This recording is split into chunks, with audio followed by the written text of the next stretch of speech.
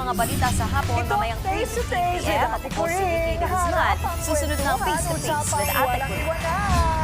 Face to face, solusyon ay hanapin. Face to face, problema ay ayusin. Sa tulong ng Ate Cori. Face to face.